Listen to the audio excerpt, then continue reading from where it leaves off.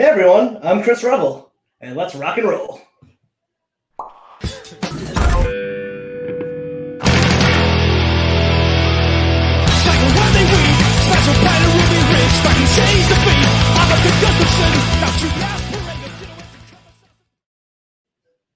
Hey everyone, I'm Chris Revill, host of Let's Chat with Chris Revill, and welcome to tonight's punk rock doc filmmakers roundtable. Tonight's roundtable will be a discussion with 4 punk rock documentary filmmakers sharing their journey of the process of documentary filmmaking. I'll be your host this evening. We will introduce you to our panelists, and we'll share some of the trailers for their work momentarily. We will be having a Q&A portion after the roundtable, so please direct all of your questions, your comments to the Let's Chat with Chris Revill Facebook or YouTube page. The wonderful Chris Ball is our behind-the-scenes guy tonight, so thank you, Chris Ball. He's going to be monitoring our chat room, so feel free to keep hitting up those comments. And do us a huge favor while you're at it. Tweet, take some pictures of this, make us look silly, share it around, share it on the social media while you have it up. And we're going to just, it'll be great. Now we're going to bring on our filmmakers on. First, we have John Nix, director of Beyond Barricades. Hi, how's it going? Hey, John. Excellent. Then next, we have Scott Crawford, the director of Salad Days and Cream Doc. Hey, Scott. Hey, thanks for having me. Appreciate it. Next up, Taylor Morden, director of Picking Up Scott in the 90s and The Blockbuster. Hey, Taylor. Hey. And finally, we have Sean Michael Cologne, director of A Fat Wreck and the upcoming podcast documentary Age of Audio. Sean, how are you, buddy? I am here. Excellent. I can't thank you enough for all of you, for your time, for your work, for what you've done to highlight the works that would have definitely, let's be honest, a lot of these things may not have been seen anywhere else. So from the bottom of my heart, and anyone listening and watching, hearing this, thank you so much. So the reason we're here today, that we put this together, the role of a documentary filmmaker is to act as the avatar for the audience and show us the stories that have otherwise been overlooked. With the popularity of streaming services and crowdfunding, it is safe to say that we are in the golden age of documentaries right now. Tonight, we are here in the spirit of punk rock to celebrate these 4 filmmakers who've shared their stories about their communities that we all love so much and lift each other up. Our panelist, John Nix, was actually having his premiere tomorrow, so we're all here definitely to rally up for John for Beyond Barricades. That is premiering on antiflag.beeps.com. Woo! Yeah, John. There are tickets available. Please get them. I know for that you can get some. You can rent it to watch it live, and there's also a Q&A and a moderating panel that you have doing afterwards. So antiflag.beeps.com. Make sure you support them. And John. So let's first, before we do anything, John, let's see the trailer for Beyond Barricades.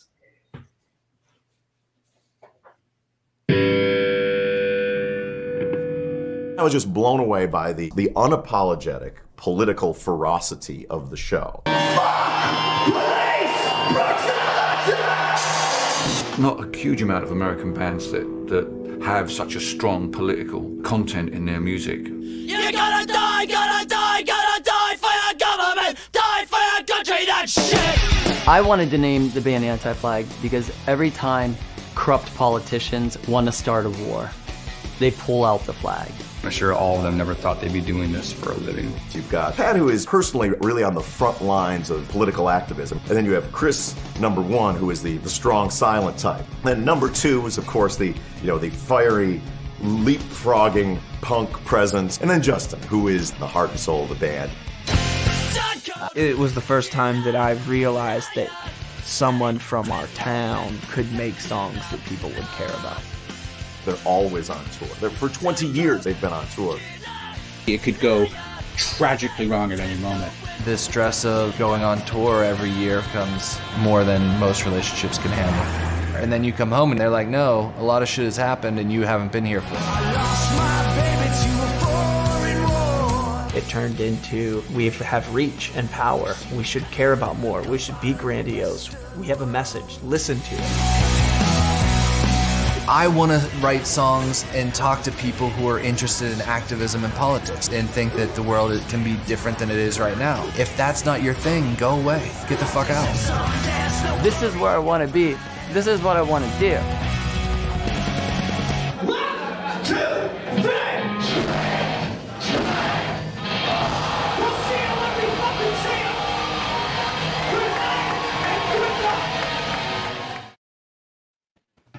Oh my god! I've seen that movie. I've gotten to see it already, and it's really fucking good. You knocked it out of the park. So, John, first question for you actually is like, what was your relationship to the subject matter of Anti-Flag prior to making Beyond Barricades? I didn't know them personally at all. I knew them through a friend, Chris Stowe, who I met in Cleveland when he lived here, but now he's the label manager for AF Records. And so that's how I got into it. I mean, I always knew about them. You know, I bought a couple of their CDs in high school, and I always kind of had, a ton of respect for what they did and their message. I was always pretty politically active. But like, they were never one of my like big bands. But then once we got the opportunity to do this, like Stowe basically offered us like a giant like storage tub full of tapes, like VHSs and mini DV tapes, and was like, do you think you can make something out of this? And once we started reviewing the footage, we definitely could see that there would be like a good story there. And so I dove back in, and especially like there's a middle run of records in like the center of their career that like I really connected to once I like re-examined them with like a more active eye, like looking for like if there was a story there or not. Oh, that's wonderful. And so you said Cleveland, so you're from Ohio area? Yeah. We're like our production company's based out of Cleveland, Ohio. And so you grew up in the Ohio scene? Yes. Yeah. I grew up in Florida, but I didn't really go to shows until I moved to Ohio. Oh, nice. Excellent. Oh, wonderful. Well, thank you so much for being here tonight. So next up, we got Scott Crawford with, we're going to run the trailer for Salad Days. Oh, can I just...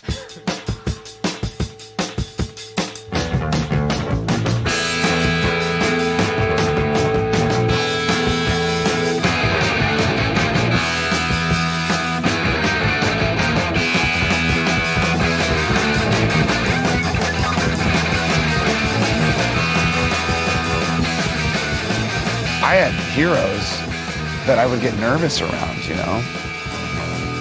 Like I know that Ian is a normal dude, or HR or whatever. They're just normal dudes. Those fucking people changed my life.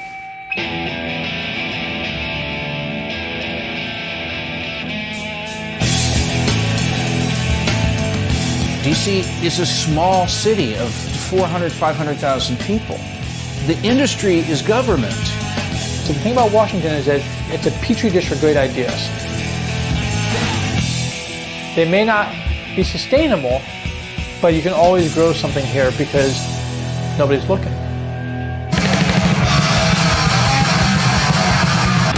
We're proud as hell of the fact that what's coming out of this town is good. When you think about, what kind of a town Washington, D.C. was at that point, that was kind of a remarkable thing. And we knew it. Everyone knew it. Just brilliant, energetic, creative people. And no one seems intent on having a career of any kind.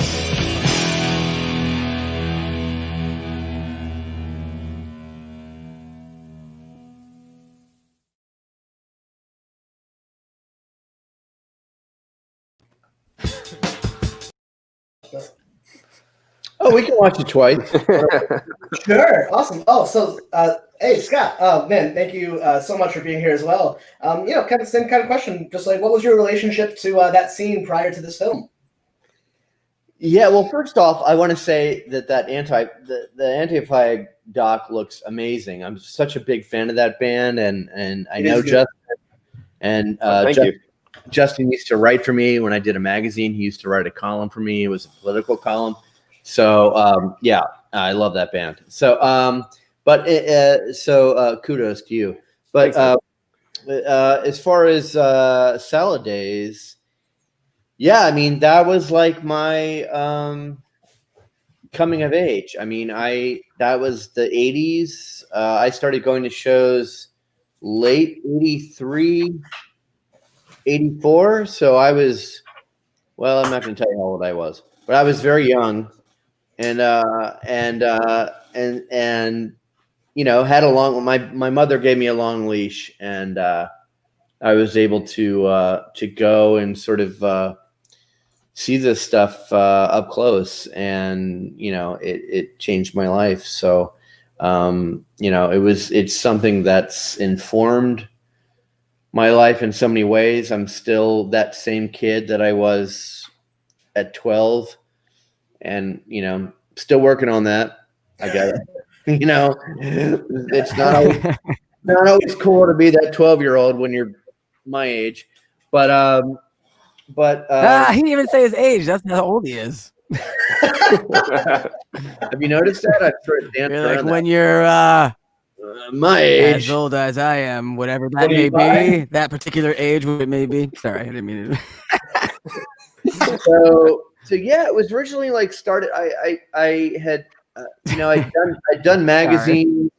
I did a fanzine when I was a kid. I did that for almost 4 years, and it was a very sort of DC centric fanzine at the time. And then it went beyond that, and I was interviewing Husker Du and Dead Kennedys and Toxic Reasons and you name it, whatever was going on. Those small bands? What's that? Those small little bands? Yeah, those small little bands that no one cared about. And so I was just a little kid going up with like the little recorder going, hey, can I record you? And anyway, all that stuff kind of like just went on the back burner for 20 years. And then I was doing this magazine, and 2008, the magazine went under, just like a ton of other magazines in 2008. I don't know if anyone remembers. But Vibe, Spin, me, and anyway, so I started to think about a book, and I thought, this would make a hell of a book because it's kind of a coming of age story. Yeah, because I'm literally coming of age I went from seeing Void to seeing Fugazi. So I saw Void in the early 80s, and then seeing Fugazi, or actually playing in a band and opening for Fugazi by the end of the 80s. So it was really this, arc that was kind of nice. And then I realized, well, writing a book doesn't do the music justice, because you're leaving out the music, and that's the best part. It's one of the best parts. So that's when I, considered how to tell the story. And my old friend Jim Saw, who I had been friends with since a kid when I was doing the zine, because he was a photographer, I approached him and said, hey man, this story needs to be told. And I was shocked that it hadn't been told yet, and long story short, it took us about 3.5 years to do it. And then it just took on a life of its own. So I'm really proud of it. I think it's safe to say, and I'm sure everyone in the panel would agree, that it's kind of become the gold standard of like that era for docs. For a while, it was what was it? But yeah, and it seems to be the one, because you hear most of the people as like the go-to of our community to reference. So, Thank you. Thank you. That means a lot. I appreciate that. I'm a huge fan of podcasts going off track. Oh, Sean, what's up, bud? No, I gotta say this. As you're telling that story, I don't know if any Judd Apatow fans. We got any Judd Apatow fans in the room? Anyone? Oh yeah. Okay. I know what you're thinking. All right. You're like the Judd Apatow of DC. You're like the Judd Apatow of DC hardcore. He like what he did with comedy. He went and just called all this. He's like, I'm doing an interview, and then he did all that, and then he later on started making stuff about it, and So you're like you're like the Judd Apatow of DC hardcore. I just didn't. I guess when you're that young, you're fearless to an extent. So I didn't have any problem calling, Ian Mackay or Alec Mackay or any of these people and just going, hey, I'm this guy, I'm this little kid, and I'm doing this thing. Can you do an interview? And you got to remember, that was 35 years ago. So at that point, when you're, when anyone is asking to do an interview with you, when you think no one else is paying attention, I think they were all, wonderful with their time and very patient with me, because I was asking some of the world's dumbest questions. So, I'm still very thankful. What was the dumbest question you asked? What was the dumbest question you asked? I don't know how much time do you have? All right. Well, I think we have about an hour, as far as I know. No, I would just ask things like, do you skate? Just like really it's mortifying to talk about. Just do you skate? Why? I know that's why I talk about it. I want to make you feel real uncomfortable. Well, I'm already there. Do you like straight edge? Just horrible stuff, But and so when I approached him all those years later, I think there was a certain, I don't know. I think with DC, I don't know about. I can't speak for the rest of the country, but DC is very. I don't know if it's just the DNA of the politics or the sort of just general distrust of people. But I do think that helped in making the film, knowing that being able to say, "Hey, I remember that," and then, "Oh, yeah," and I had stayed friends, with a lot of the people in the films I was still friends with. I mean, we would still hang out, Yeah. It wasn't that hard. So you had street cred. You had street cred. Well, I don't know about that, but yeah, whatever. You're like, you were around when it was happening. You weren't you were actually there when it was happening. I mean, you pop up in the documentary as a little kid a few times. Yeah, well, I guess for a good section, but that was sort of for context, just to let folks know, who is this guy and why does this guy think he can make a film about DC punk rock? I think that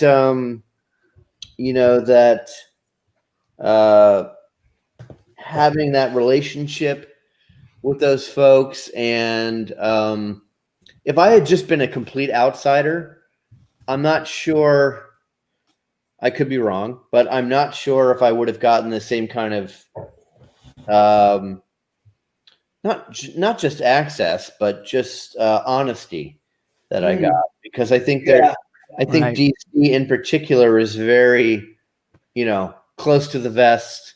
Mm-hmm. We're not going to divulge too much. We're going to just,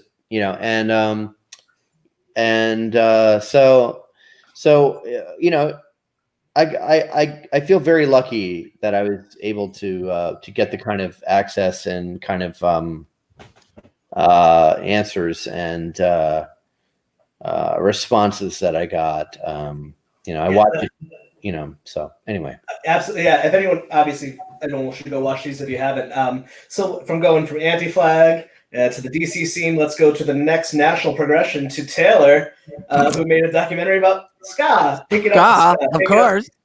Pick it up, ska in the 90s. I know. I feel like that's real. You got because of Operation Ivy. Operation Ivy's around that same time. There's a little bit of an overlap with the DC hardcore time frame when that was happening, late 80s. Over on the West Coast, you got some of the early stages of some of that kind of ska music, like punk ska, kind of starting to come together. Absolutely. That's why you're here, punk rock. That's how it connects. That's why the ska guy can stay. So let's run that trailer so people can see what we're talking about, and then they can. And now the curtain has gone up on another unique attraction, ska music. Pick it up. Back then, it was like the people that liked the music loved the music. We got lucky. We were in the right place at the right time. Holy shit. Ska music? Do you know anything about ska music? Ska music? Never heard of it. This is so different and so weird, and my parents are gonna hate it. Anything goes. I remember just going, what the f***? What is this? Wow, there's a music out there where it just makes me feel positive. It makes me feel good. If I could define a music for the mid-90s, it was ska punk. The world was ready for fun music. Everything ska was moving off the shelf. This is bigger than our little thing. This is something next level. All of a sudden, nu metal was cool, and ska is not cool. Like 99, it was like, nobody went to ska shows. This is terrible. The way it exploded is the way it died. It was like one day it was all there, then it was gone. The great thing about ska is that, like punk rock, there's always going to be a subculture for what we do. Ska equates to unity to me. That's what I loved about it, because you had black, white, Mexican, Asian. Nobody was against anyone for that moment in time. Man, I'll tell you, music needs more of that. Music needs more of that. This world needs more of that.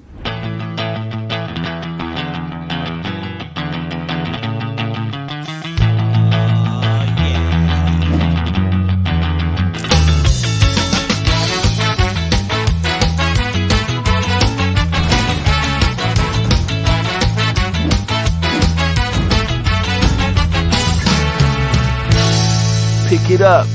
Ska in the 90s. Clever and energetic. I don't think I can keep up with them. That's good music, though. Toe tapping. Oh, Taylor, man, I'm sure you guys all have the same thing where that trailer alone just made me started skanking here in my chair. It's like, man. I started skanking, but I didn't want to break a hip.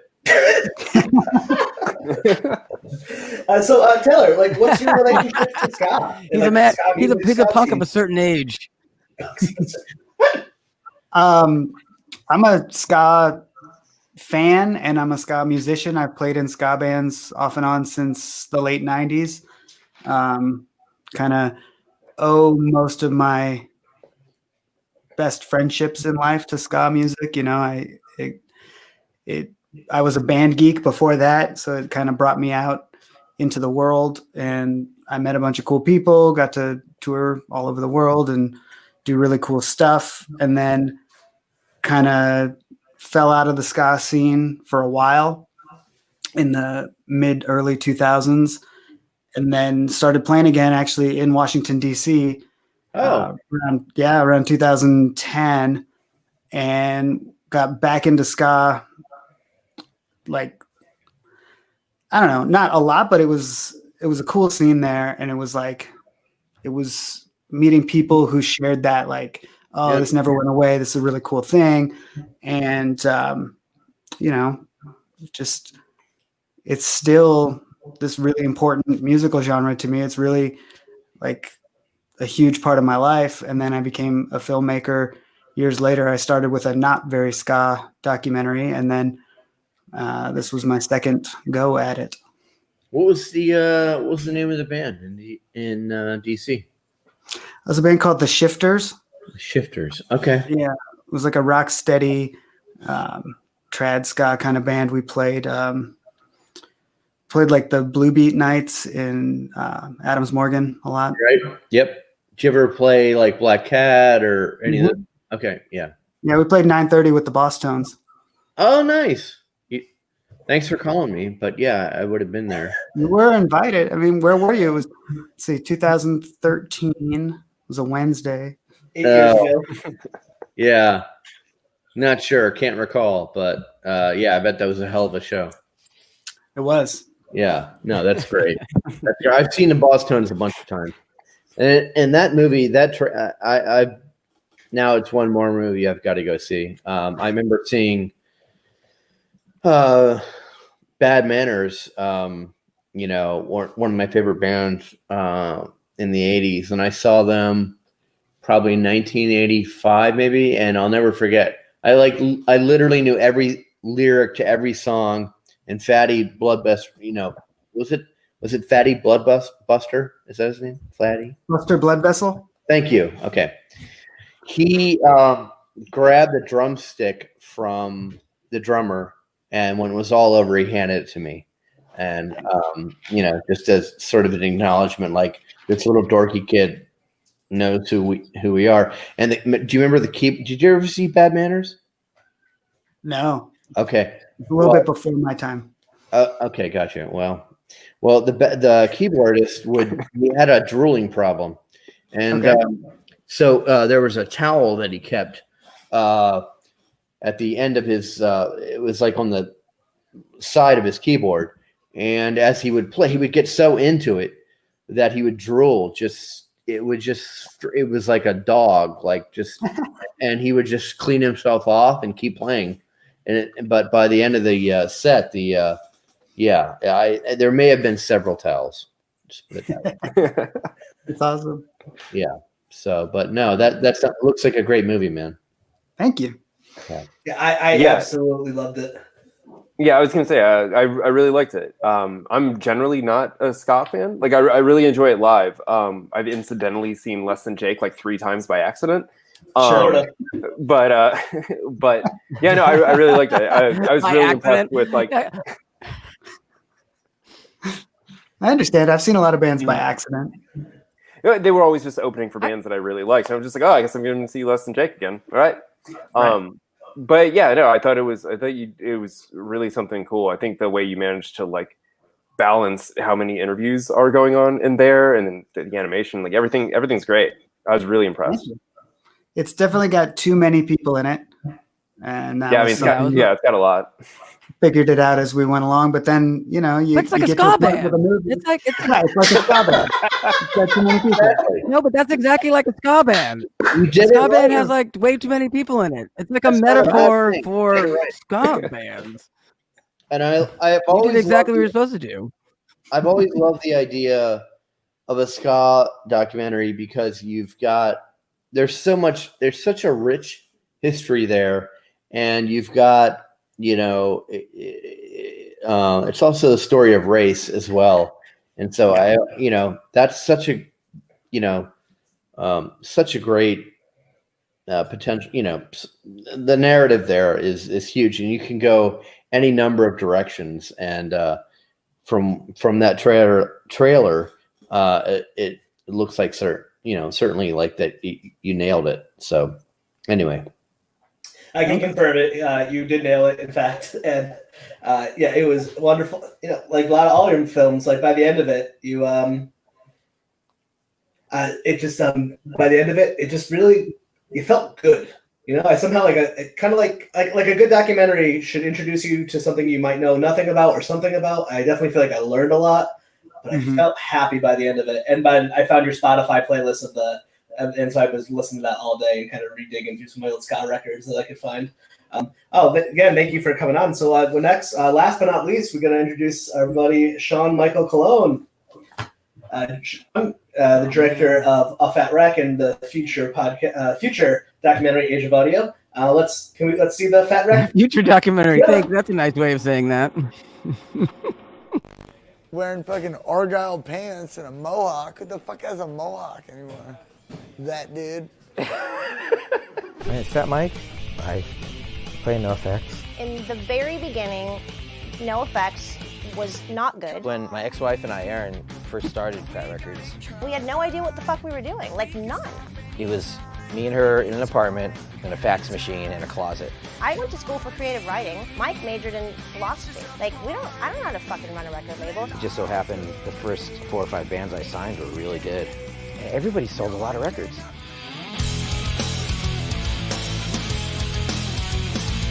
Oh, Fat Mike started a label, Fat Records. How ingenious. It's the only record label that's ever paid me. And that's awesome.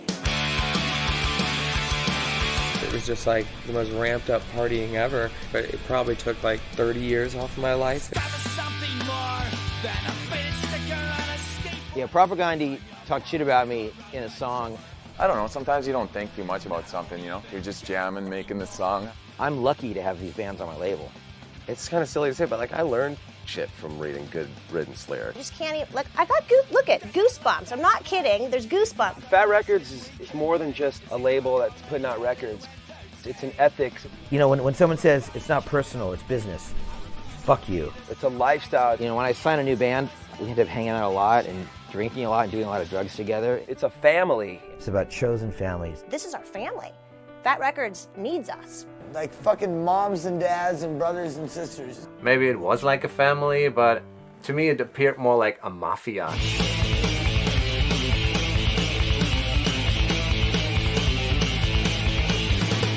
Lost in a sea of gone backwards. Floods of bastard and wasted youth.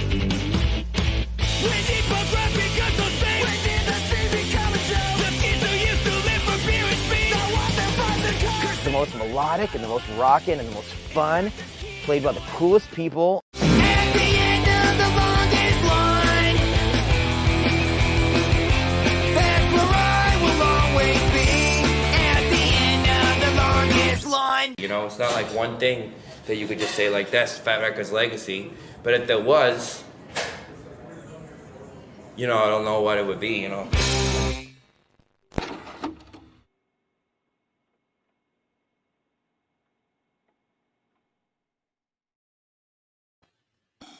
Oh, Sean, same thing. I watched that trailer. Just kind of makes me want to start like thrown down in the pit.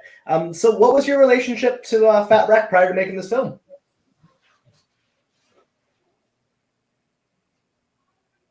Hey, Sean, you are on mute. Okay, I think so. We're having a couple of. Sean's not here, man. There he is. Say that one more time. Hey, so Sean, I've seen your film. Huge fan as well. Say that one more time. So what was your relationship to a Fat Wreck prior to making this flick?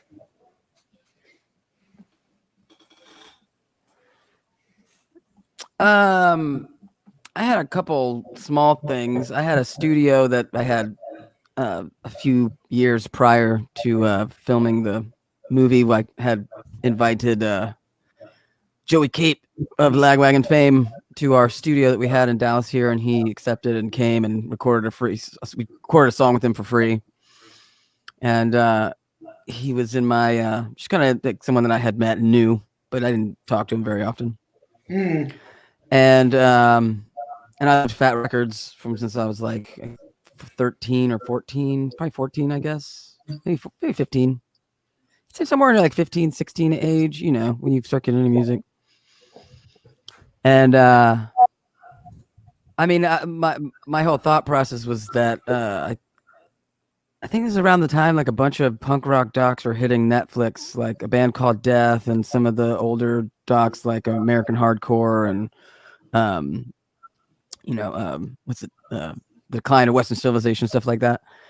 And as me and a buddy were getting into film stuff, we were trying to think about something to make for like a short, and I was like, no one ever talks about like back 90s kind of punk rock and documentaries. It's all the documentaries are like in the 80s when the old men like Scott were hanging out and everyone, it was really violent. So violent. What's with your generation being so violent at punk rock shows? Not you individually, but there was a lot of violence in the 80s, and I think that like all the documentaries are like how like you go to a punk show, you get your head bashed in, and that just was not my experience. I had a very like it's the after effects of that, the people who the no effects of that, if you will. I think it was not. Sorry for that. I think Fugazi helped with that. Say again, Scott. I said I think Fugazi helped. Yeah. With that. I mean, I will say that. Yeah, I think there was a. Oh, I was just gonna say I was at an American Nightmare show, like probably right before shutdown, and I got spin kicked in the face, almost got knocked out. So it's still definitely that violent. Yeah, I mean, but like the Fat Wreck kind of the fat. Oh, go ahead, Scott. Go, Scott. It really doesn't matter. Your story's way better. Go ahead. Oh no, what happened for you? I've said this shit so many times. That's why I wanted to talk with you guys, because I want to get like hear about. I'm even connecting things right now. That's right. That's that kind of thing that like No Effects and all those bands were kind of. That's what they grew up in, and like the kind of punk rock they made was almost like a reaction to that. Like we don't want to like. I mean, there's elements of sexism, but it wasn't the same of like assaulting women or like beating, just being like super scumbag drug addicts a lot of times. Not everybody, obviously, but there's just that element. And I feel like they kept the drugs, but they got rid of the violence. Yeah, is because they definitely have the drugs. Puppets doing drugs. Because the amount of how drugs are kind of like integral to that, but I said I was. Were those real drugs used on the puppets? Because that's like a waste of good. No, of course not. For legal liability reasons, I wouldn't even know how to get those kind of drugs. Just thought I'd throw it out. I do. It's movie magic. Right. Okay. There's no drugs in movies. No. Entertainment, people doing drugs in entertainment. I can't. That. What kind of world would we live in? But yeah, like so, like that. It was really just a kind of my reaction to like I liked seeing those documentaries, and I just never saw that a certain kind of punk rock that I had grown up with was not represented. It just not, And I think that's, if anything, I think that's why the movie probably resonated with a certain group of people who had not seen that. I got a lot of emails of people being saying thank you, and I never get to see, the kind of our favorite bands on the screen. It's usually like, so yeah. I mean, it was, and there's so much, to you make a documentary, you find out so many things, and there's so much to discover, and so like being able to, show Erin and her. Here's this Fat Records, this kind of this boys club thing, and here behind the scenes is this woman kind of really running the show, like in a very like financial and logistical kind of way, So yeah, that was that sufficient to your question? Your grilling, this got you journalism, Chris. I gotcha. Hey, I didn't ask you about the stilettos, so I feel like you should be happy. I thought it was. Yeah. How many of you guys did that? How many of you guys had to get into stilettos into a pool to do your documentary? I think there's so many. The Blockbuster doc is definitely the Blockbuster doc. I'm sure they're like, you can't come into the store unless you wear stilettos. Yeah, dress code. That's why everything shot from the waist up. Underneath, everyone had. Yeah. Documentary yet, so I assume that's all shot from the waist up. It's actually all shot from the waist down. It's a weird. That is sexy. That's a new approach. This new approach. Can you tell a story like that? It's like like that's what I'm gonna do in my next doc. It's all feet and legs, no faces. And like Tarantino. The nervousness. No. I'll be first in face. I don't know what the. Sean. Yeah, Sean. I don't know if you can hear us. Oh no. No, I glitched out. I don't know. Maybe my internet's the worst. Okay. You guys are doing so good. I've been so impressed. I'll be right back. What was your question there, Chris? Oh no, that's the stilettos. Here's something I kind of want to throw out to the group. I'm just kind of curious about, when Scott comes back as well. We just let him jump right in. So like, what would you say? Do you have any of your the DIY scene ethics or skill set that you picked up from going to shows or being a musician? Did you find transferred over when it became to making a movie? Like, was there any crossover? Because I guess what in filmmaking you call it guerrilla filmmaking, but from our world, I always think of it more like DIY. Yeah, I still call it DIY. I think it all translates. Like I grew up playing in bands and making our own flyers at Kinko's and going and putting them up and screen printing our own T-shirts and doing all that. And I still, like, to this day, if I get a movie or an order for a Blu-ray on my website, I go to my garage, grab one out, put it in the thing, and put a sticker in there and ship it out myself. It's totally DIY. And the same thing, I don't know how the rest of these guys shot their movies, but a lot of times it was just me setting up a camera, setting up a microphone, setting up a light, and then moving a little bit and driving. We shot the first week of the Scott documentary. I shot it like I was on tour, and we went around Southern California, slept on people's couches and people's floors, and just, it's totally DIY. That's fucking awesome. It's exactly the same as, music and movies are not that different. Okay. I agree with that, like wholeheartedly. I found editing, like if you had been in music, and you've done music editing, like if you've been, the concept's the same, and also, and this I talked to John, like we had a podcast episode with John, so I want to get your take on this as well because I think other people would like to hear it. But like as a musician, the way that when I have a scene that's cut, there's a musicality to it, and also like a crescendo, and like there's a I can listen to it, I can watch it like I would listen to a song. I can just watch it over and over again. That's kind of how I know that things are starting to fall in place, because I can actually like watch it over and over again, like I would a song. And I was like, okay, that song's done. Let me move on to the next one, sort of thing. It's got the same. It's not exactly the same, but it's got that same feeling that I get when I'm writing a song and it's going through that process. The feelings are very similar. Oh yeah, for sure. I mean, I don't, like I said before, I don't do music. I think I'm the only one here.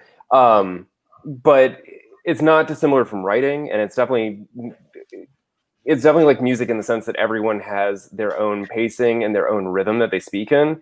And I think a lot about cutting in like an interview with someone in an effective way is about that rhythm and knowing how to make it work within like other people's rhythms. And so that's really how you get to build those sequences out, is like if you have a person that's slow but they get to a really good point, you need to figure out how to like build that moment up, and then you can intersperse, you know, fast talkers and all that stuff in between there and kind of break up the momentum.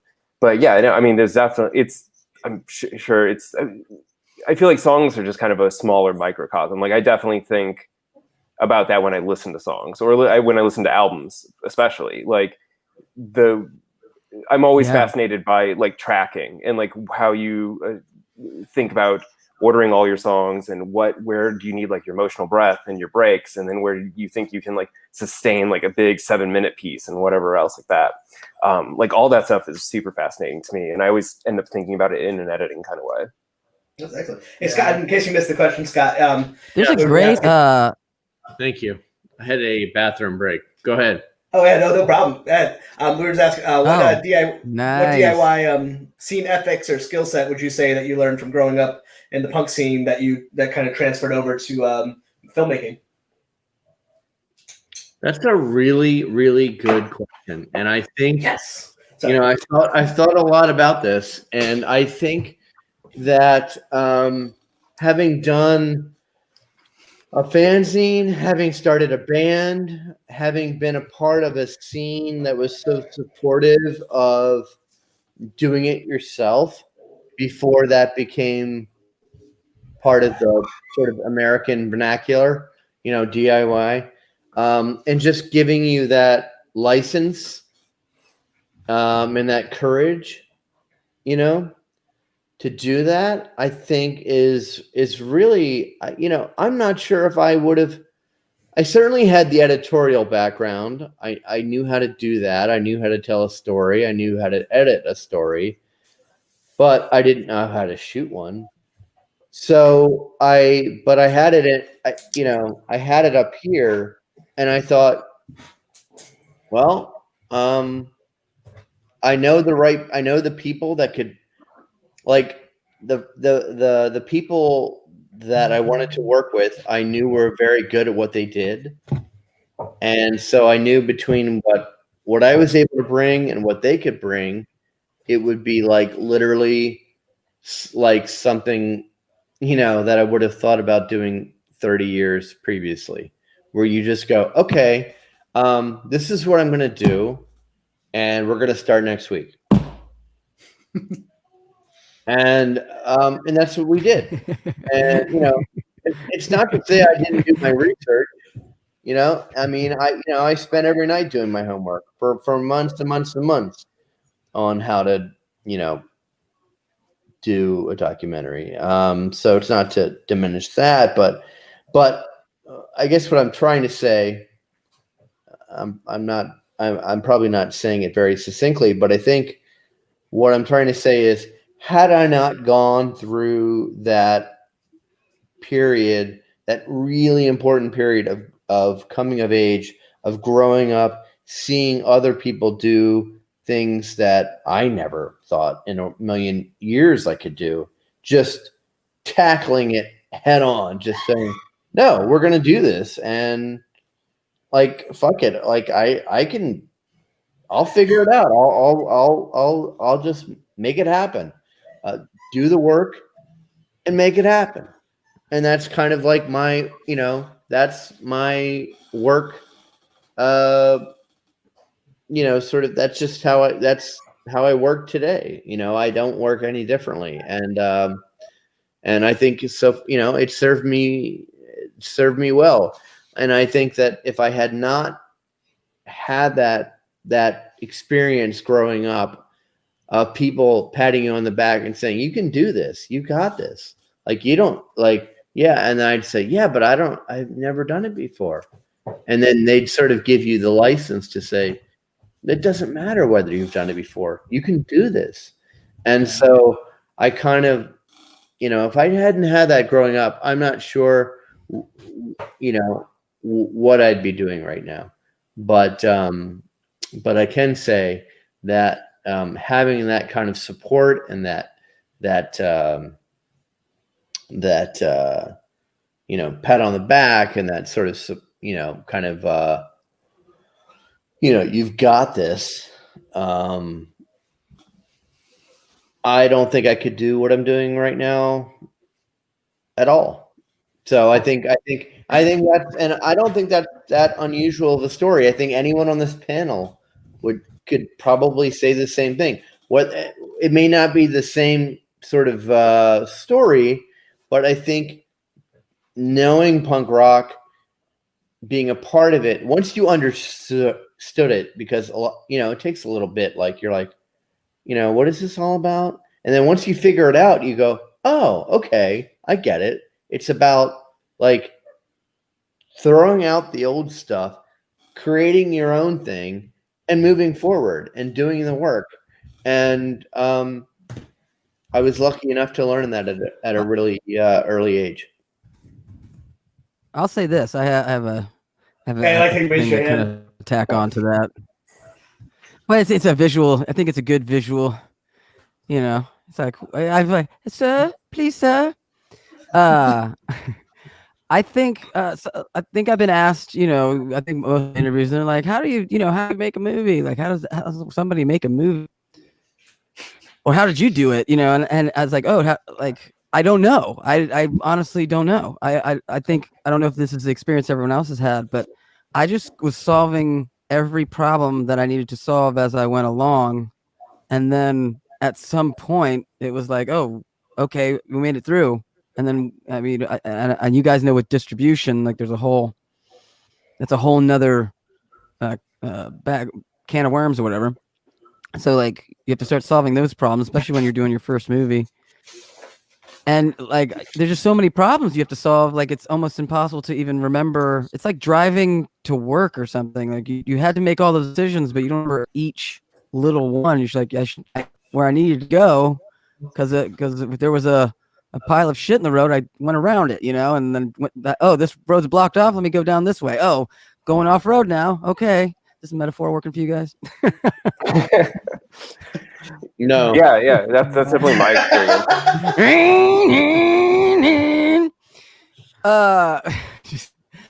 But honestly, I really had that thought when I finished a Fat Wreck and I was standing there. I was like, I don't know how I just did that. Like, I don't even know. Like, do I remember the skills that I developed when I know some of them I did, but others I'm like, I'm just gonna have to come up to that problem again and probably figure out another way to solve it, because there's no way I remember. I also remember one other thing I was thinking about this other day, because I'm deep in editing and on a couple other projects, and I'm finally at that stage where it's like I'm spending hours and hours editing, and I really love that stage. It's hard to get there, and it's also hard to have the space to do it, if that makes sense. But man, it's so like rewarding. It's how do you say, like, it's rewarding, but you're making like 10,000 decisions when you make a movie, because like you're deciding all the top level stuff like the story, but then all of a sudden you're like, let me move this over 2 frames. Okay, no, back 2 frames. Oh, that music cue needs just a second longer. And so like when you've gone through it, you've made like 10 decisions at least, I have to imagine, on a movie like that or more. It's a lot of shit. So I mean, anyway, I don't know where I'm going with that. It's just making movies is hard. Yeah, you all make a boatload of decisions. Just a reminder for anyone in the chat, if you have any questions, we just start sending your way. And Chris Ball, if you see a good one, bring it to the screen. And until then, I'll just keep chatting myself. I'll keep yabbing until we get to the end of it. So if anyone listening, give us some good questions for these folks. Here's your chance. And while we wait on that, so like with we're talking about this the DIY scene, that do it yourself, which really means do it together. This question for all of you actually, how did you build your coalition of like those who were willing to help you? Scott, you want to start us off? Sure. Yeah, I mean, I was lucky enough to have a relationship with my pal Jim Saw, who's a phenomenal documentary photographer, and I just pitched the idea to him, and it took a little convincing, and then we had some conversations and many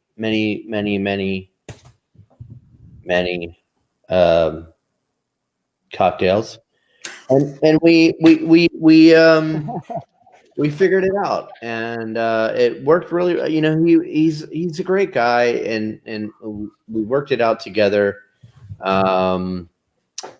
It wasn't easy. It wasn't Jim's fault. It just wasn't. As you know, I mean, doing one of these things is very challenging, and it's very, you get, you don't see a lot of it coming. You think, oh, okay, I got this whole chapter done, and then someone calls you and says, yeah, no, you can't use that footage, and you got to go, okay. But I'd done I hate to keep coming back to this, but I'd done a magazine and fanzines and all that, all of which you did a magazine.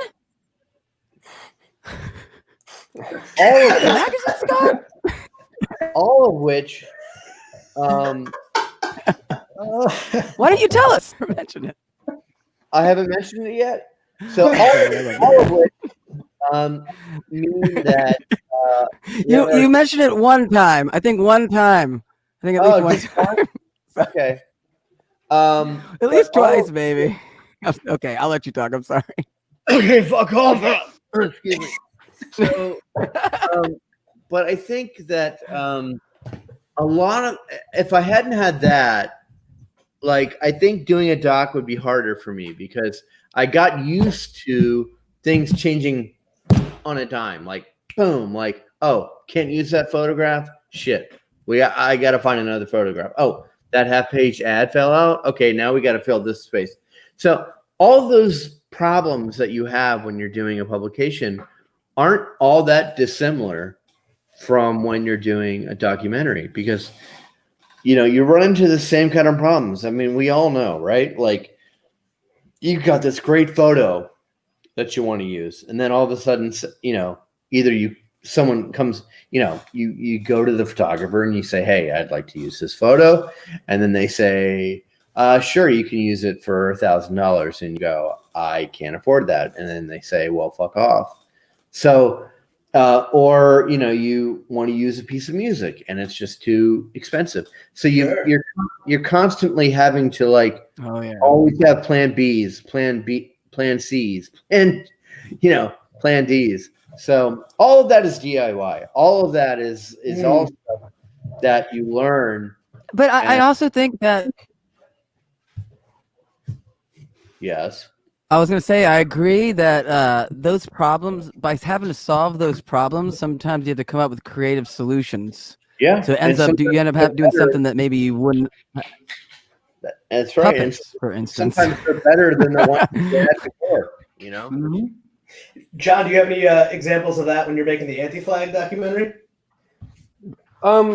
Not a ton, just because we kind of restricted it to our score and like Anti-Flag's music. There's only one opportunity where we could have had like music we would have had to pay a bunch of money for, and that's Rage Against the Machine. But I felt like using the music video would have been fine enough, and then that falls under fair use. So I guess that counts as like a workaround.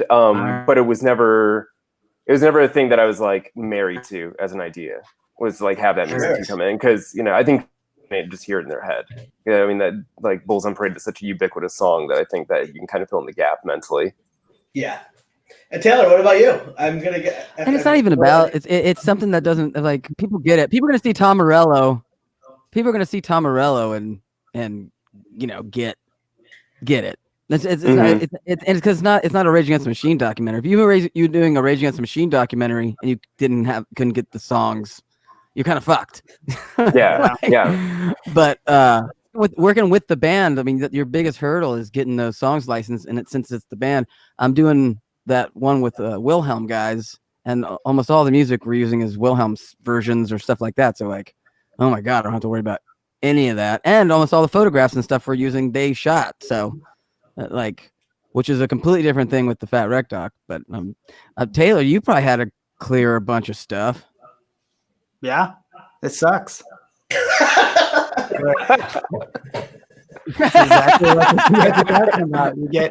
I would get married to something and be like, I love this sequence with this song or this photo, and then be depressed for a week when I had to change it out, or our Kickstarter did pretty well, so I did pay the photographers what they asked, and I still don't think it was worth it, but here we are. Yeah, the music. Someone told me. What? Oh, go ahead, Scott. Oh, okay. I didn't mean to. I was gonna say. I was sorry. I was gonna say. We asked for Beat on the Back. We had like a small song that underneath that we used because Mike talked about the Ramones, and I reached out to see how much it would be, and they were like, they said only $2,000, like, which is an insanely cheap. It's a great deal. Amount of money for very good. Such a big song. But I said, sorry, no, I'm not paying for that. I cut it out. It was like underneath something. It didn't even like play a pro. It didn't. Sure, you got the idea. It wasn't needed. So I was like, I'm not $2,000. I mean, oh my god, $2,000. That's how much the puppets cost. Like a lot of money. Yeah, the music publishing. I think with the current film that I just finished, which is a documentary about Cream magazine, which if you're not familiar with, really its heyday was in the 1970s, and they were number 2 to Rolling Stone in terms of sales and newsstand and everything else. But to me personally, they established and created really kind of a baseline for how music criticism should be written. So you're talking about Lester Bangs, you're talking about Nick Tosches, you're talking about Richard Meltzer, Greil Marcus, you name it. And so, the music that we chose, the film starts with an Iggy song because I knew it's a film. The magazine is based in Detroit. Okay. And it begins in the late 1960s, and you cannot, or at least in my mind, you cannot have a film like this that starts around that and not have an Iggy Pop song at some point in the film. And that song cost us more than my first car. How much was your first car? Well, first car was like $300, but still. It cost that song cost you $300. I can't believe that they ripped you off, man.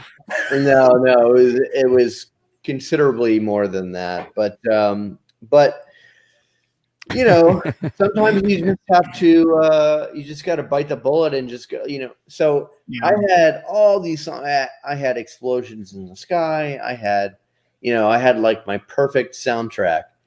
And, I think it was Taylor that said, like, you can't. Someone told me very early on, don't get too married to anything. And I think this was actually with Salad Days, I think. Yeah. You know, any scene, any music, any whatever. And so I never forgot that. And there's one scene in the film that if you saw it originally, it had explosions in the sky. And when I watched that scene every single fucking time, I got goosebumps. And we had to replace it. But it turned out fine. It's okay. It's all good. But, you know, I think if there's anything I can say, not that anyone's asking, but if there's anything I can say is to try not to get too attached to any one particular scene or song, or because anything can happen, you know? Yeah, understandable. People can I think that killing your darlings, man, you got to be ready to do it, even if it's not something you can't get access to, if it doesn't serve the story, or if it doesn't, you know, if it just doesn't your flow of the film, because something you can love and just really is a cool thing, you can feel it sometimes when it just fucks up the flow of the movie. You feel like all of a sudden you just feel it. It's like, oh, this is dragging. We had a little bit of a, you know, in the Fat Wreck doc. We have that animated sequence, and when I had it made, hand drawn, I was like, I'll do 45 seconds. And when we got into it, one of the guys who were editing with, they were like, it's too long. We got to cut it. I'm like, I'm not cutting that. It's not cutting it. And we didn't cut it. It's 45 seconds. And it's because the rest of the movie is so everyone talking all the time. And it's a lot of like fast sequences. It's like this moment where you just get to go for a ride, and the whole idea is supposed to be a trip sequence. So I wanted people to be, you know, like all of a sudden the movie just takes this angle, and you're like, where are we going? Where are we going? Where are we going? And you're like, and it's so long that you're gonna have to sit in it for a minute. The theater, the sex, and because it's got like really cool sound design that takes pieces from early in the movie and it stretches them out and slows them, and then it comes back, and all of a sudden you're back in the store and you're moving again. And I mean, the thing, the reaction I've gotten from everybody, almost everybody's like, oh, it's, even the people who are against 45 seconds, they came back and they're like, no, you know, but you know, I did a version where I cut it down. I was like, no, each one of those frames was hand drawn. I think it's like 16 frames a second, 45 seconds. That's a lot of drawing. Yeah, that is. I think I know that scene too, by the way. But yeah, that's right. So, in the interest of time, we're going to move into our Q&A section of the event this evening. Scar sucks. Wow. So far, John, you haven't flipped anyone off yet, so we got to find a way to. That's real. Taylor, like Taylor, you have to know. That was me. I made that. I know. That's because I want to take you down a peg because you're such a better filmmaker than me. I'm like, I got talk about just, songs. You know, I gotta go have in my movie. That is one of the songs we could not get. They wouldn't give it to you? No, you made that connection, and they were like, nah, unless it was for a lot of money. So you know, that's right. Every once in a while, the punk rockers are kind of the assholes. I believe that. Let's pull up some Q&A from the audience. All right. Oh, Sonetta. Sonetta is Q&A. How did you all reach out to approach all the artists? This is for everyone. Shout out to Sonetta. We actually met. There's a wonderful Facebook group called Friends of Streetlight Manifesto, and it is the most wonderful group of people that it's the rare time that Facebook is actually nice. So I recommend you all join it, and I know her and I are actually going to be working on a project coming up pretty soon. So this is Taylor. You're on the screen. How about this? We'll start with Taylor. I reached out to artists a million different ways. Some people I still had connections to from the old days, but a lot it was emails to managers and Facebook messages. And actually, I approached Tom from Streetlight Manifesto backstage at one of his shows, and he was like, "I don't do documentaries. I don't do interviews." Yeah. Sounds about right.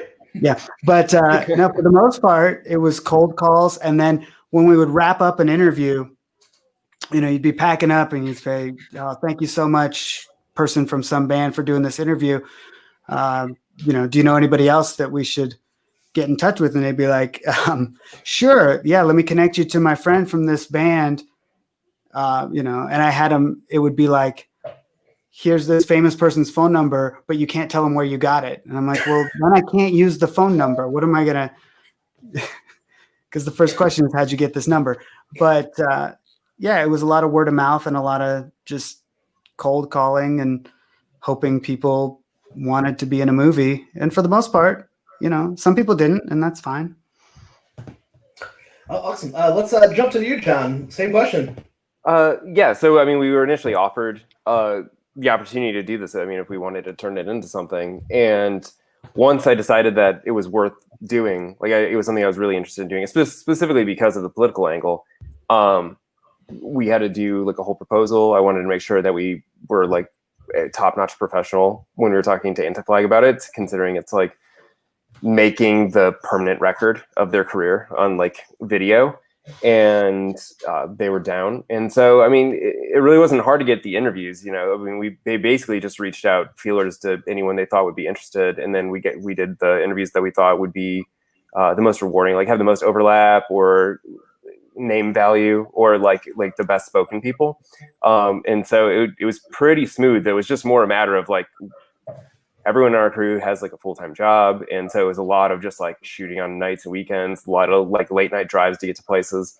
And mostly just kind of waiting around until people came within a 6-hour radius. Damn. Scott, same question. With me, I sort of, it was a little bit of a different approach. I would just send cash. and hope for the best. And How did Ian respond to that? Oh, positively? Oh no. I know he loves a good bribe. No, I'm kidding. But no. I basically just reached out, just like everyone else on this panel and said, look, this is what I'm trying to do. Love to have you be a part of it. And if you want to know more, let's get on the phone. So there's a lot of, some of them were just like, sure, yeah, let's do it, whatever, show up at this time and we'll do it. And others wanted to know more, which I understood. And we just talked and, we just communicated, and I just told them what I was looking for. And I don't know if it was my pitch. I don't know what it was, but they always tell you to come up with the 30-second pitch. I think mine was more like 30 minutes, but I think that we were able to, I guess in the case of Salad Days, it was a lot easier. In the case of Cream, these are people that I didn't know. I didn't have personal relationships with Alice Cooper or with Gene Simmons or Kirk Hammett or whoever, or Michael Stipe, but it all apply. It's all the same. It's you just, you basically just have to say here's what I want to do, and be as honest and transparent as you can be, and hope that they come on board. So. Yeah. Oh, wonderful. Hey, Sean, same question. I'd say you have to have the audacity to reach out to people, but most people, if you're polite and you're kind, and it's something that you can make super easy for them to do, they'll do it. Some people are more helpful than others, but and it also depends on who you get. I always see it as a little bit of a ladder. You get each rung. So if you get these two people in your movie, and then you go to this third person who knows the two people or is either good friends with them, they're like, oh yeah, of course. Or if it's somebody that they highly respect and they would like to be in a movie with that person, Yeah. That happened to us on a the lot. pod doc. That's helped a lot. Once we got Ira Glass, a lot of people, were talking to us. With the Fat Rec doc. Once we got Mike, everyone would talk to us because the Fat Mike is doing it. Which I had a unique situation. Earlier I mentioned that I had done that recording with Joey Cape, and the story goes, I get an email. This is about a year or two after we had done the recording, and there was some back and forth with the email because mixing notes and things like that. But we didn't have like a deep friendship or anything. He was just he was a cool guy. We recorded a thing. We had worked together on this thing. It was great. But 2 years later, I get an email that out of the blue that's like, "Hey, do you want to play guitar for Lagwagon?" And it wasn't meant for me. It was meant for a different Sean, the Sean that used to play with them. And so I emailed back. I emailed back right away, and hey, Joey, I'd love to play guitar for you guys, but I don't think it's meant for me. But the thing about the email is that it was a Me First and the Gimme Gimmes thread.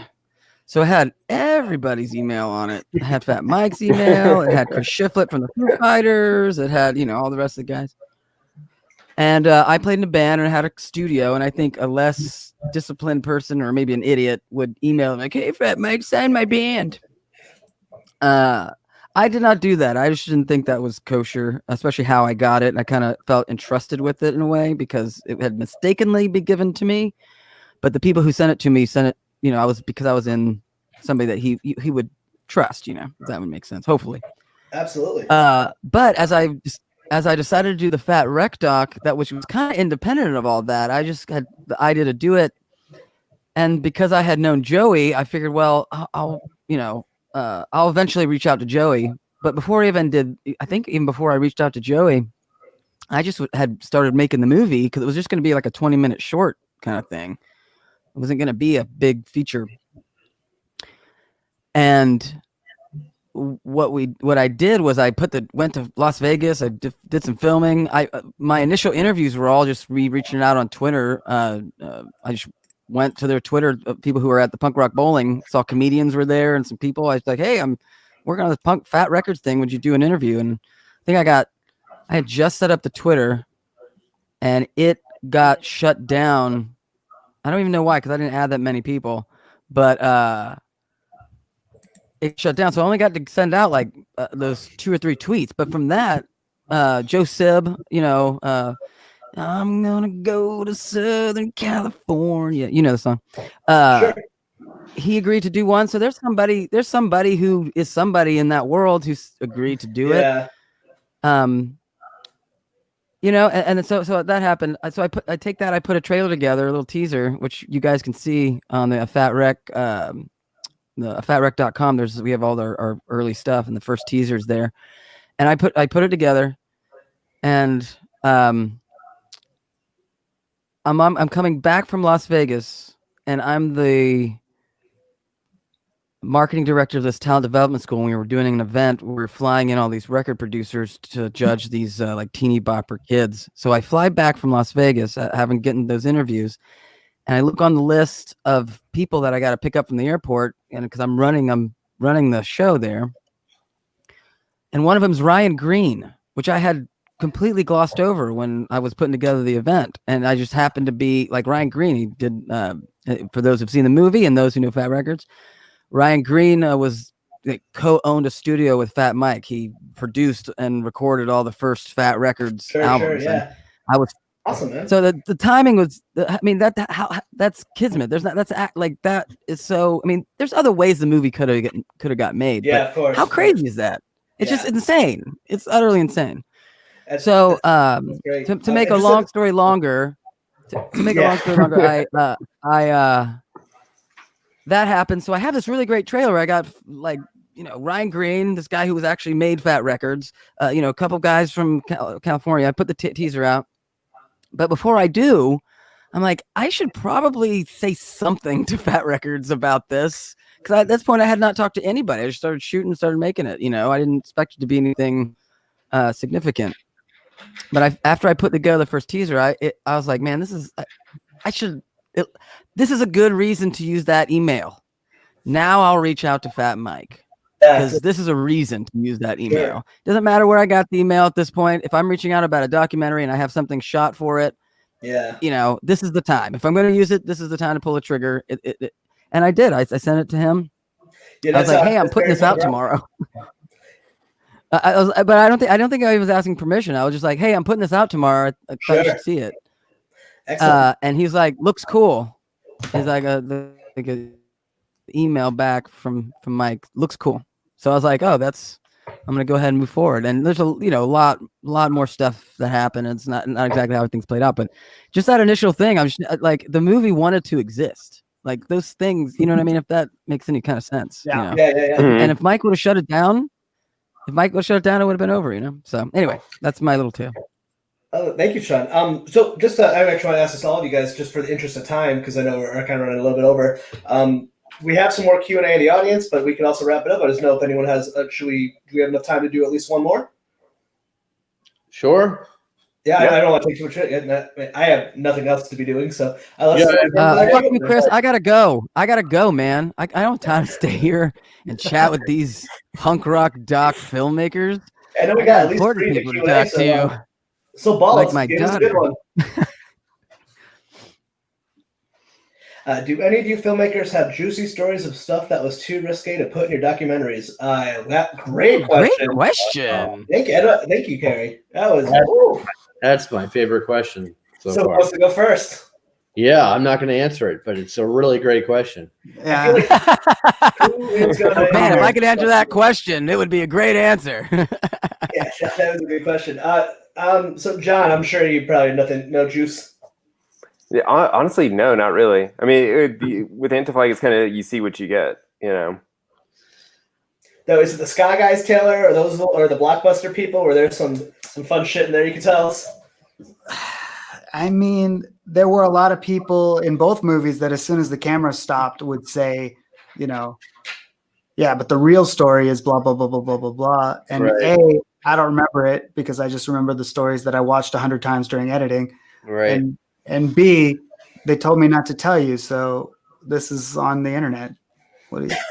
Yeah. I want to make more movies in the future. You got to keep that trust. Exactly. Yeah. I mean, and for me, you're talking, you know, you may or may not be familiar with Cream Magazine, but they were really the sort of sex, drugs, rock and roll. It was like, imagine like National Lampoon mixed with Rolling Stone and with a little bit of Mad Magazine and cocaine. So that was Cream. So were there juicy stories? Yes. We included some in the film. Some will just I will take to my grave. But they were very you have to watch the film, and there are a lot of them in the film. But you know, you have to remember these. I'll keep it short. This was a magazine where the staff lived together 24 hours a day, 24 hours a day, 7 days a week in a commune. And there were men and women living together, creating a magazine every month. So I'll leave the rest to your imagination. Some children were probably born. I'll tell you this: I have audio because we had Mike lapped up, and there's a point where he goes to the bathroom, and then you hear him go to the bathroom, then you hear him, you know, it's not a shocking revelation, but he was doing some cocaine. Well, at least the sound. If he might have been fucking with us, you never know. You know what I mean? But he definitely went down there, and we heard all the noise because we're all hooked up. He's like, doo, doo, doo, doo. And that's recorded, so I have that recorded. But that's it didn't make any sense to put it in the movie, so it's not something I would have put in the movie. But it's you know, it's a funny. We kind of did, you know. Oh man, we should have used that real sound. Damn it, no, because it was in a bathroom, so it wouldn't have sounded right for the scene. Like it like. But yeah, that's a good answer to that question, though, right? Okay, thank you so much for that question. That was wonderful. I think Ball, we got anyone else? Any other questions in there, Chris Ball? Hey, I think we got one more. I think we got one more question. My buddy Richard Gill. Richard. Oh, hey, Richard, thank you so much for everyone. How important is it for you for the process to see your film with an audience? Do you gauge festival or early screening reactions for final editing, or do you ignore all that and just make the film you want to see? So I think Richard should be hosting this next, right? Because damn, that's a good question. John, we should talk to him. We should reach out. We should reach out. Reach out. Maybe he'll co-host. Maybe he'll co-host one with us. Yeah. Did I just get fired? Yeah. Oh, hey. So I'll go first, and I'll so that other people can talk. I was gonna say, like, we did for our. I totally believe in test screenings. I think it's good to test screening with people who kind of know the material, and then test screening with people who like have absolutely no connection with the material to make sure and getting the feedback about whether or not scenes are working and everything's understood, and it because you can also tell when there's an energy in the room when things are working, and you can feel the lulls. As you can feel, it's not something you can put your finger on. But I think I'm all about knowing people and just verifying that they're getting what I'm wanting to convey.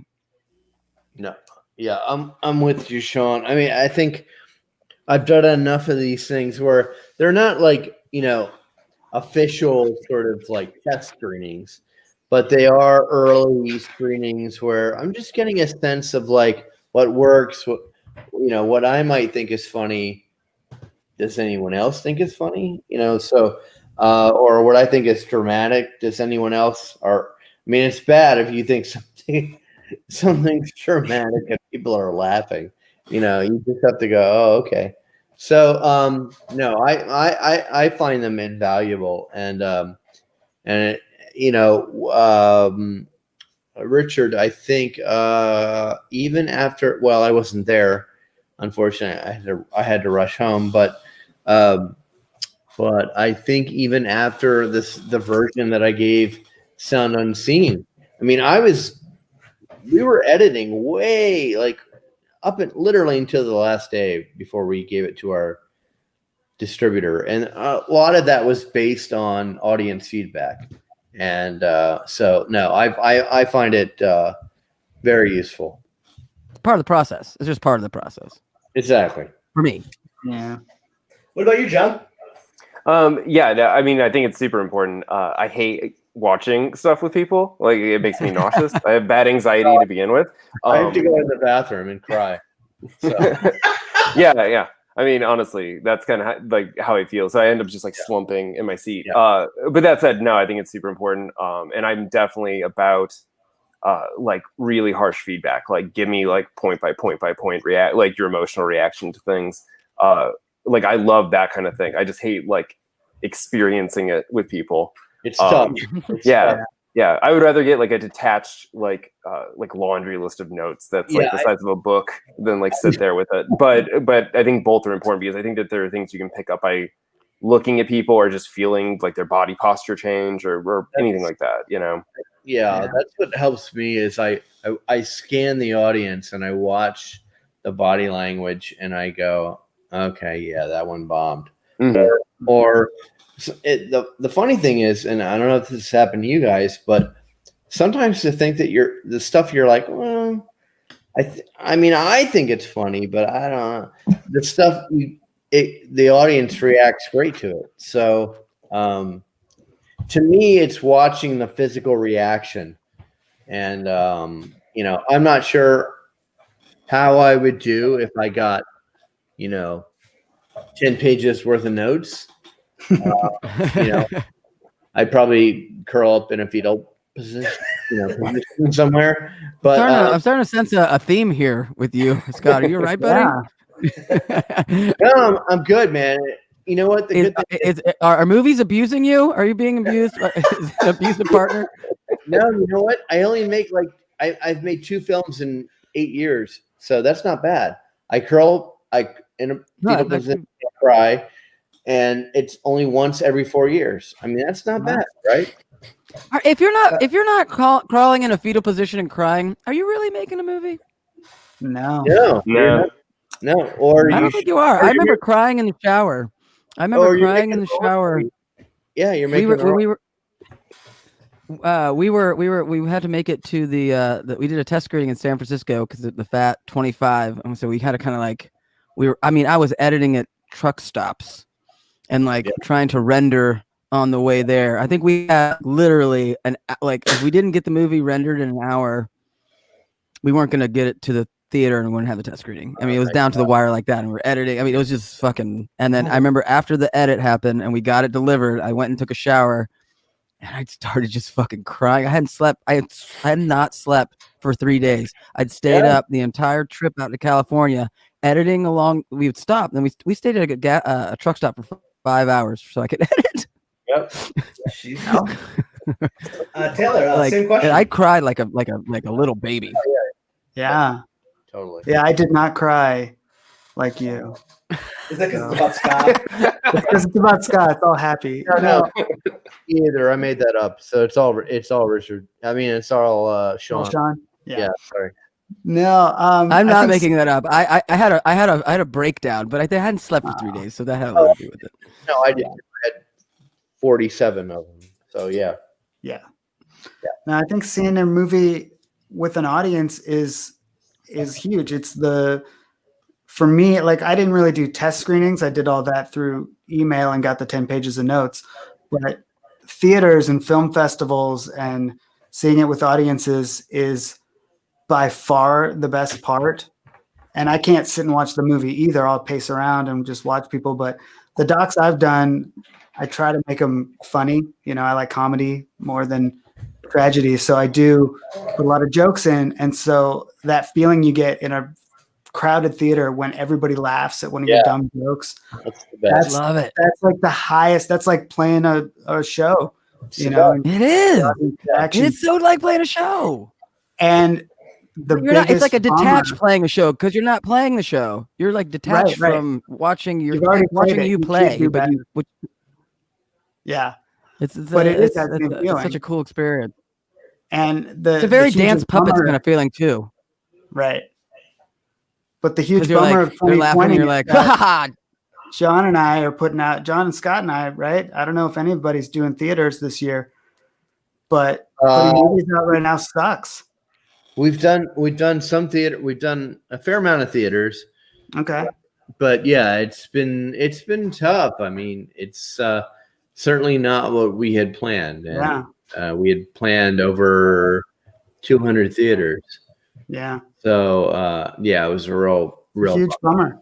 We got to do a couple of drive-ins, and it's cool, but it's totally different. You can't hear people laughing. All you get is like some flashing lights and honking horns at the end, and it's like, I guess they liked it. I don't know. Right. But this COVID thing and trying to be an independent filmmaker, it's hard and it's worse and it's dumber. Oh. I don't like it. Yeah. I mean, I think that's why we ended up like we're just self-releasing ours. And we felt like that was the best way to go because there aren't a lot of distribution companies trying to buy a new slate of films when they're just sitting on this year's roster, like that they didn't put out. And then at the same time, like, I mean, I'm sure you guys know the reality of like, you never know what you're going to get with the distribution company. I mean, like a lot of times you're not ever going to see money from that, especially if they don't pay you up front. And so like to make this thing valuable, I felt like just try to get the most word of mouth we can, put it out direct and like make as much as we can on it to try and like slingshot into another project once we're able to film again more easily.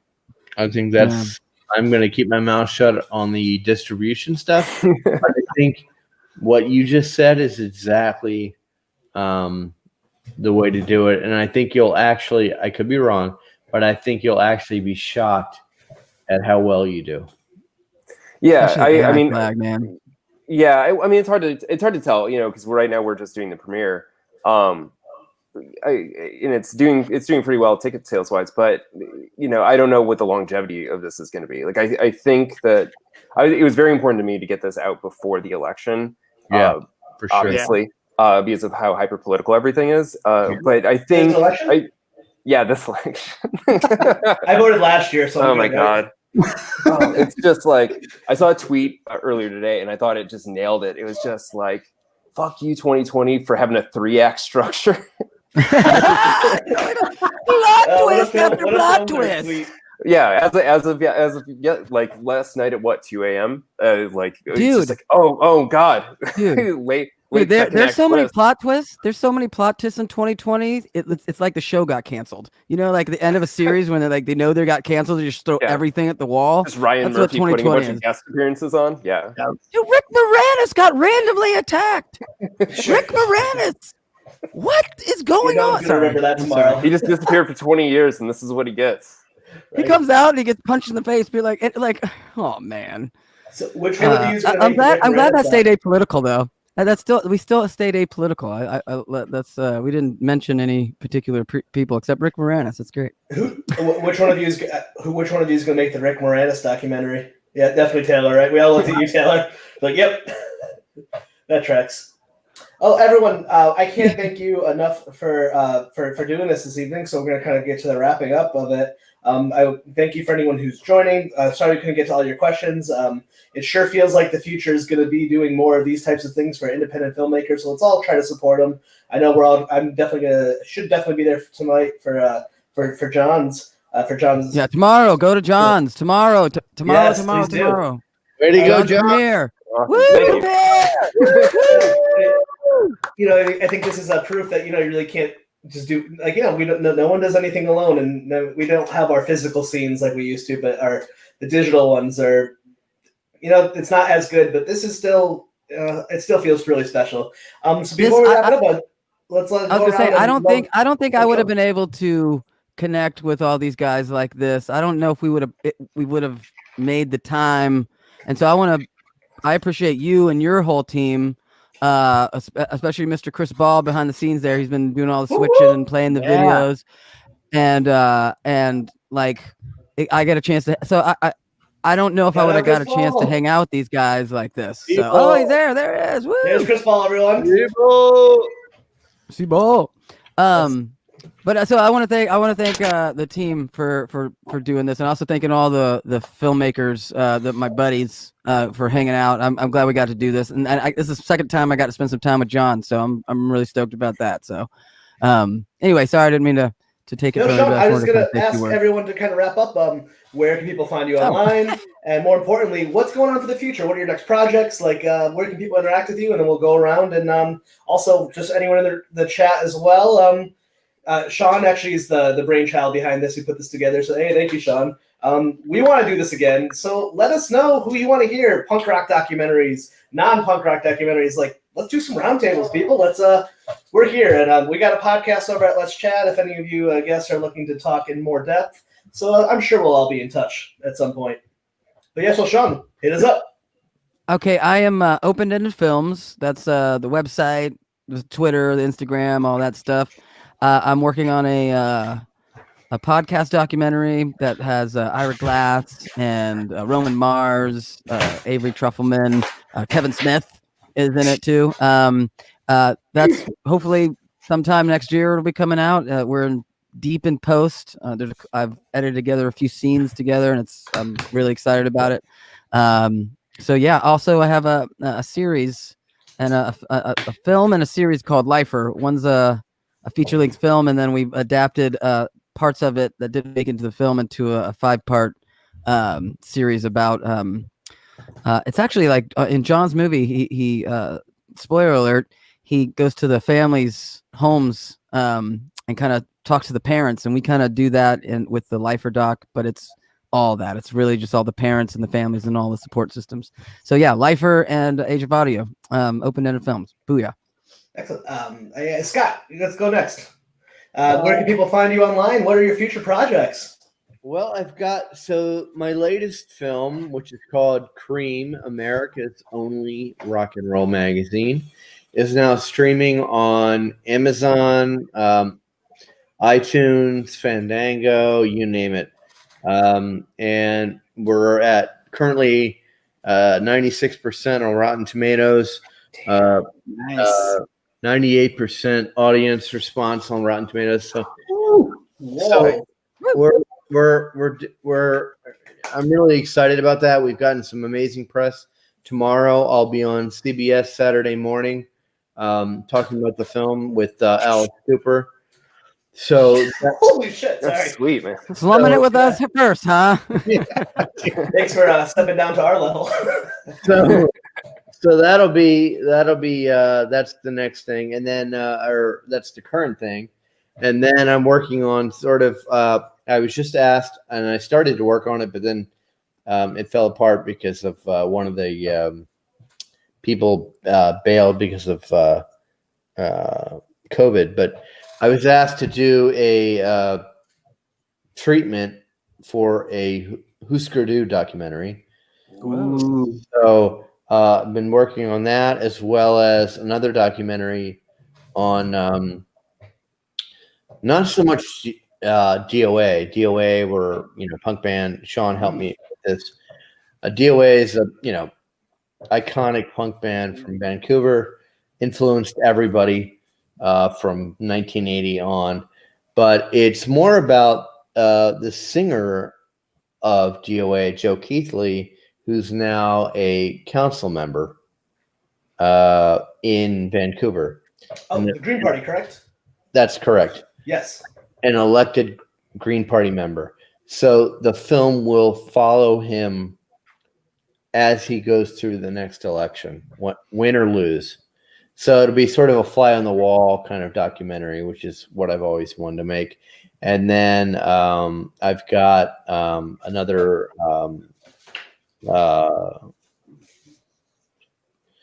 fiction movie that I'll be producing in the coming weeks. I'll start working on that in the coming weeks, and then I need to take a vacation for a year, and then where I'm at. So Right. yeah, Right. I'm sure you'll do that. well, I'll try.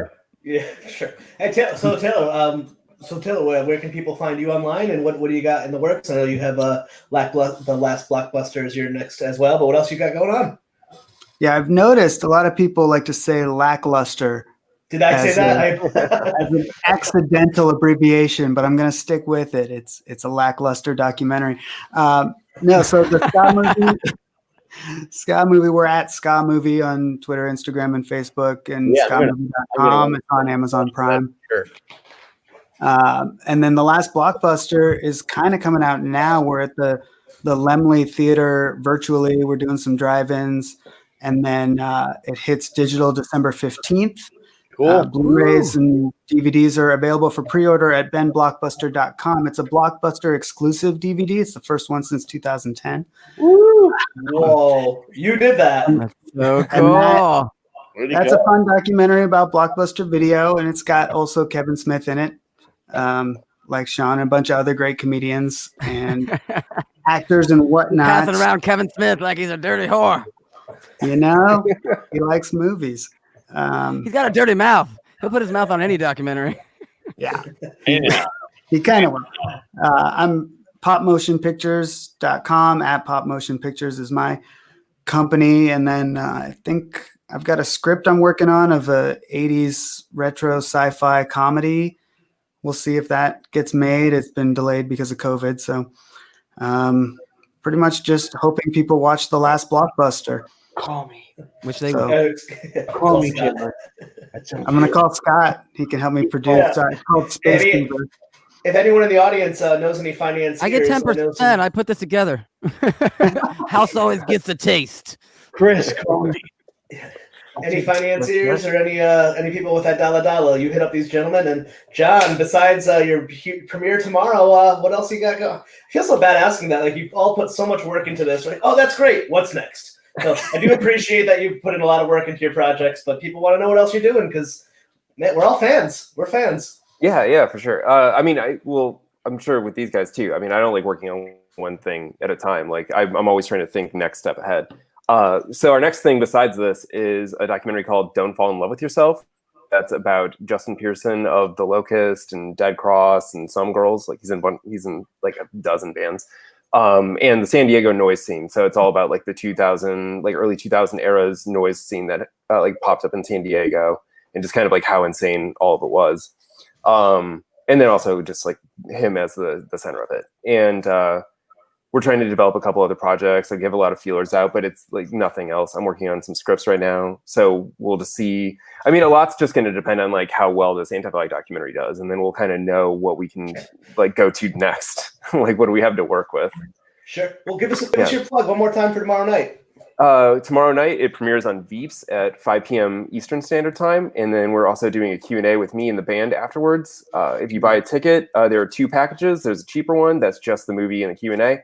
And then the other one includes a signed double-sided poster with both poster designs on it.